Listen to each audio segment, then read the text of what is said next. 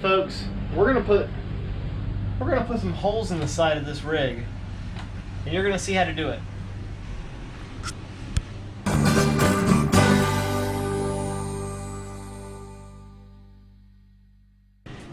And look, here's my partner in crime, Lauren. Hi. She's been in the background on this build, kind of giving me a hand where I need it. And she's gonna take over today and take the camera. Woo. So, what we're gonna do right now is actually install some windows. Now, for a lot of people, this can be an unnerving prospect.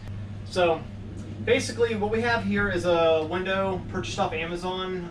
It's sold through Vintage Technologies. They make a lot of windows for applications like this, and we'll give you a link in the description for those. So, it comes with a ring that goes around the back side of it, a cinch ring that holds the inner and outer part of this window together. We've taken this ring, and just to get a template on the outside, what we're going to do is just drill these holes out. We're going to drill these holes from here to the outside. Now, once I drill these out, I know for a fact that my cut is going to be right outside of those holes. Then we're going to tape everything off with masking tape. Then we're going to grab our saw, say a prayer, and we're going to give her a rip.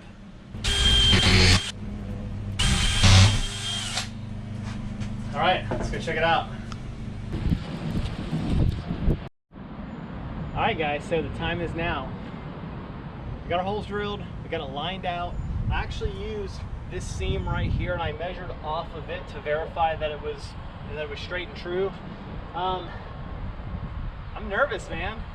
I'm not even gonna lie.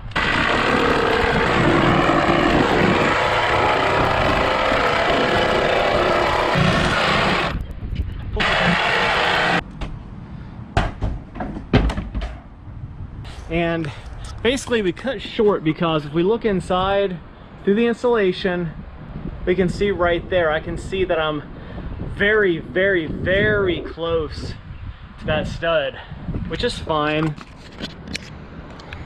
Go over on this side and look. I can see we got a little bit, got about an inch and a half or so. So if we're gonna make any additional cuts, they're gonna happen on this side right here. All right, so now it's time to make all of our final, it's time to measure out our final cut and make it. Laren said, I don't know. Oh no. Almost there, guys, almost there. All right, so we got our window installed. What I've done is we've installed it. I put a little bit of caulking on the outside, even though there's butyl tape there. And then we've also went ahead and put a little bit of expanding foam in there also. We're gonna get this cinch ring in there before it starts expanding too much.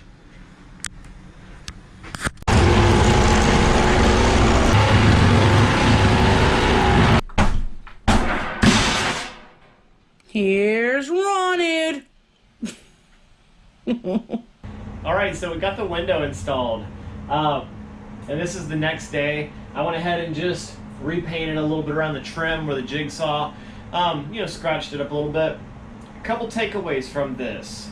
On the inside of this, the cut, if you're able to make that cut and it be exactly perfect and it fit like an absolute glove where you can't even fit a credit card in the seams, hey, great job. But it's like barbers say, you can always take a little bit more off, but you can't add back. So I wanted to cut short and then kind of open it up a little bit, you know, make a couple cuts. That's just my preference. So one of the takeaways that I want to leave you folks with, once you go to apply this ring, if you look inside here and you see any gaps at all, anything that's, if you can get the spray tip of a can of great stuff in there, I would say go ahead and shoot it. I went ahead and spray foamed every gap there was in there. And then I put the ring in, tightened everything down, cinched it up, and then I went along with caulking, and I just caulked both the inside and out. It's a little bit unnerving, but it was pretty easy. When you're working with the metal siding specifically, wear gloves. It's a great idea. I've got 5 pairs of gloves. I didn't wear them, and I paid the price. I got a cut right there.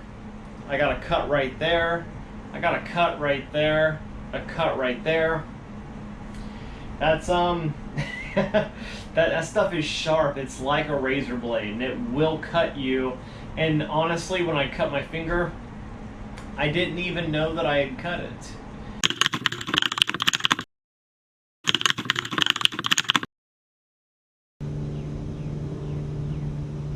Alright guys, so what we're going to be doing today is basically a 14-foot run of cabinetry. This consists of one 15 by 15 by 15 by 8 foot run of cabinets, and then a 15 by 15 by 15 by 6 foot run of cabinets. Let me show you what we got. Alright, so here we are so far. I'm going to explain to you just kind of the gist of how I got these built up, but it's not that hard. All right, so the reason that we chose this size is for a couple reasons. Number one, we can't have a very long wall cabinet because we're installing windows on both sides. I need to be able to fit a 22-inch window in. Also, going with 15 by 15 by 15, it keeps measurements easier, and you can use one sheet of plywood to do 3 sides. And that makes it very simple. All I did was take a 4x8 sheet of 1/2 inch wood. I was able to get these sheets at Lowe's. We got 3 sheets of this. I cut them for the most part equally. What I did was I ripped the ends at 15 inches. At the end, I had 18 inches left over. I trimmed 2 inches off of that to make 16 inches. So basically we have 2 15-inch strips and a 16-inch strip. The 16-inch strip I used for the face, and the 2 15s are the top and the bottom. And I just nailed them in place. I just made basically a U shape the way a staple would be arranged. Kind of like an A shape. And then I just ran some finishing nails in every 16 inches. And then I cut these 15 by 15 blocks out. And that was my sides. And then I used a pocket hole jig to make pocket holes for these inners. Those they're apparently supposed to keep everything held together really good. If you do not have a pocket hole jig, I would highly recommend buying one. And even while I was putting it in, if I could kind of pull the wood out and fit some in there, I used some of this tight bond too. Okay, so on this cabinet, this is our 6-foot run.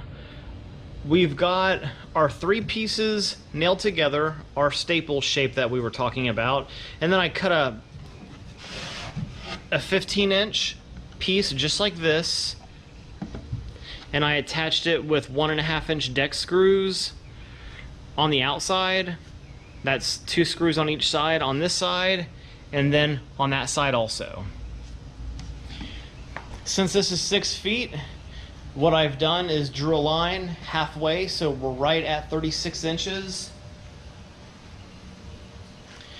And we're gonna test fit this piece. We're just going to make sure it lines up, it slips into place. And then we're going to use our pocket hole jig, and we're going to make some pocket holes so that we can drive this in. One thing that I would recommend you do is just go ahead and measure out everywhere that you're going to put these at. So we have a 15-inch piece of wood. I'm going to go 1, 2, 3, 4, and then 1, 2, 3, and 4. And that's just to keep everything looking nice. You want to set your jig up, and you're just going to lightly clamp that in place. Grab your drill, and then make the hole.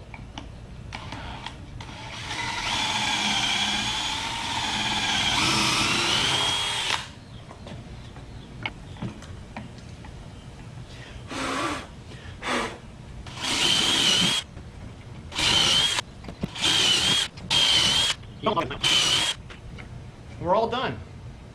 Now the pocket hole jig kit does come with a driver, and then the screws you purchase just based on what kind of wood you're using, whether it is softwood or hardwood, and then the size is dependent on the piece of wood that you're working with. We're working with 1/2-inch wood going into 1/2-inch wood. The jig calls for 1-inch fasteners to be used, and since we are using soft wood, we have the coarse thread screws. We've got everything done. Fasteners are in place. Wood glue is set. So when it comes to cabinets, there's a couple different methods to building the fronts on them. Again, this is my non-expert advice here. So you can have framed, frameless, and when it comes to building your face frame, if you are framing it out, all of this outside area, and just take rectangular stock, or you can use plywood and just cut the strips you need, and use your pocket hole jig and piece those together and basically make a face frame that way, and then just attach it on the front of the cabinet.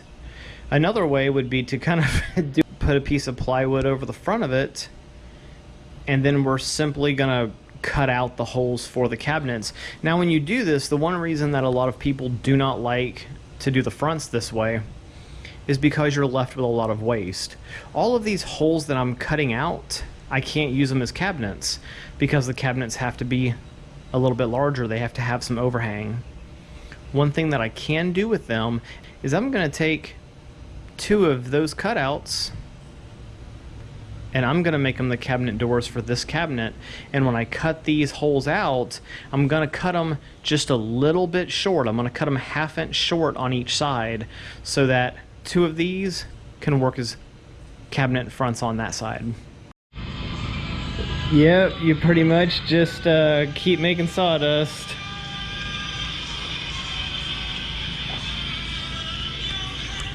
And look, that's not my signature. That's just writing that's gonna get painted over. They're primed. Guys, they are primed, hey. And we got nice little door handles, but they're gonna go on after, obviously. So. Guys, that's not how that stuff's gonna stay. It's just kind of, it's crammed in there, guys. There's, you know, there's things and stuff going on.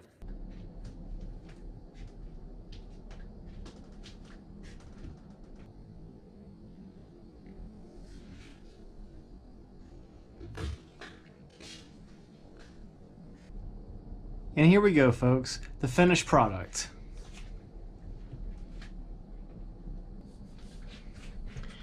And the hardware that you see here, these were purchased at Walmart. The rest of the hardware here and then here was purchased at Lowe's. In this cabinet we have our battery, inverter, and pretty much all of our 12-volt DC equipment. We have an empty cabinet.